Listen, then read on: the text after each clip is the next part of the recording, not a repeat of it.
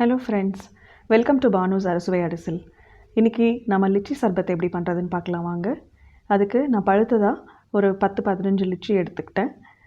தோல் சீவிட்டு தோல் உரிச்சிட்டு நம்ம அந்த பழத்தெல்லாம் எடுத்து வச்சுக்கணும். சீட்ஸ் எல்லாம் ரிமூவ் பண்ணிவிட்டு நான் ஒரு டேபிள் ஸ்பூன் சப்ஜா சீட்ஸ் ஒரு 1/2 hour முன்னாடி ஊற வச்சுருக்கேன்.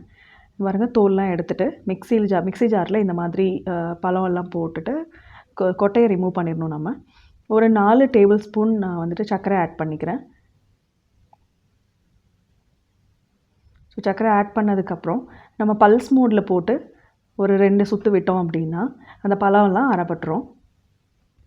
ஒரு 2 சுற்று விட்டால் போதும். ஏன்னா லைட்டாக அந்த பழம்லாம் நமக்கு வாய்க்கு கொஞ்சம் பட்டுச்சுன்னா தென்பட்டுச்சுன்னா கொஞ்சம் நம்மளுக்கு நல்லா இருக்கும் சாப்பிட்றதுக்கு.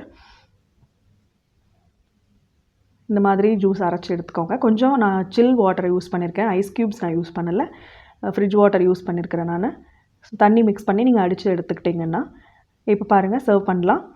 ஒரு டம்ளர்லேயோ இல்லை ஒரு கிளாஸ் பவுல்லையோ கொஞ்சம் நீங்கள் ஜூஸ் ஊற்றிக்கிட்டு அப்புறம் 1 டேபிள் ஸ்பூன் நீங்கள் ஊற வச்ச சப்ஜா சீட்ஸ் போட்டுக்கலாம்.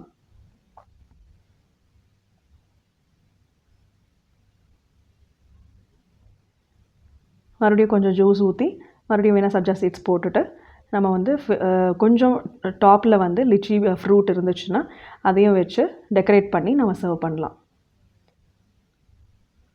அவ்வளோதாங்க. லிச்சி சர்பத் எப்படி இருந்துச்சுன்னு செஞ்சு பார்த்துட்டு கமெண்ட்ஸில் சொல்லுங்கள். எல்லா வீடியோஸையும் பிடிச்சிருந்துச்சுன்னா லைக் பண்ணுங்கள், ஷேர் பண்ணுங்கள், சப்ஸ்கிரைப் பண்ணுங்கள். தேங்க்யூ.